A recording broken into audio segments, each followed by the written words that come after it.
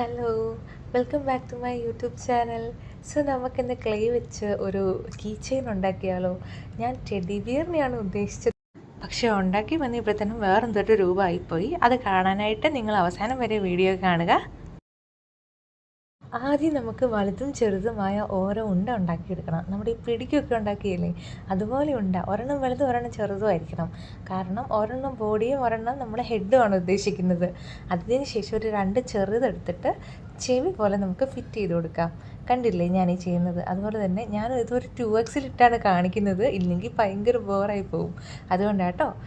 അപ്പോൾ അതിന് ശേഷം നമുക്ക് 2 സൈഡിലും കൈ പിടിപ്പിച്ച് കൊടുക്കാം. ഭയങ്കര ഈസിയാണ്.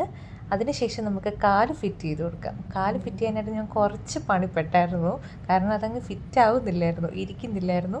പിന്നെ വെച്ചതിൻ്റെയൊക്കെ ഷേപ്പൊക്കെ ഒരു ഇച്ചിരി മാറിപ്പോയിട്ടുണ്ട്. പിന്നെ ആദ്യമായിട്ട് ഉണ്ടാക്കുന്നതല്ലേ, this is my first try. So ഇങ്ങനെയൊക്കെ ആയാലും കുഴപ്പമില്ല, പോട്ടെ, നമുക്ക് അടുത്തതിൽ ശരിയാക്കാം. അടുത്തതാണ് നമ്മൾ ഇതിൻ്റെ മെയിൻ പാർട്ട്. ഇത് ഡ്രൈ ആവുന്ന മുന്നേ നമ്മൾ ഇത് നൂൽക്കമ്പിയാണ്. അപ്പോൾ അതിലൊരു ഇച്ചിരി കട്ട് ചെയ്തെടുത്ത് ഒരു കീ ചെയിൻ്റെ രൂപത്തിലാക്കിയിട്ട്, അതായത് നമുക്ക് ചെയിൻ ഇടാനായിട്ട് നമുക്കൊരു കുഴ ഫിറ്റ് ചെയ്ത് കൊടുക്കണം. അതാണ് ഞാനിപ്പോൾ ഈ ഉണ്ടാക്കിക്കൊണ്ടിരിക്കുന്നത്.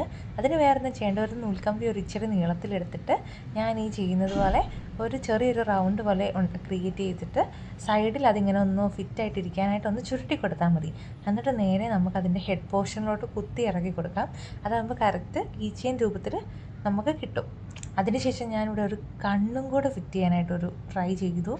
ആക്ച്വലി ഉണ്ടാക്കി കഴിഞ്ഞപ്പോൾ എനിക്ക് തോന്നി അതൊന്നും കൊടുക്കണ്ടായിരുന്നു, ആദ്യത്തെ അത്രയും തന്നെ മതിയായിരുന്നു എന്ന്. പിന്നെ നമ്മുടെ ആദ്യത്തെ പല്ലവി അടുത്തതിൽ ശരിയാക്കാം. അപ്പോൾ ഇതാണ് ഫൈനൽ ലുക്ക്. ഇഷ്ടപ്പെട്ടാൽ സബ്സ്ക്രൈബ് ചെയ്യാനും കമൻറ്റ് ചെയ്യാനും മറക്കല്ലേ.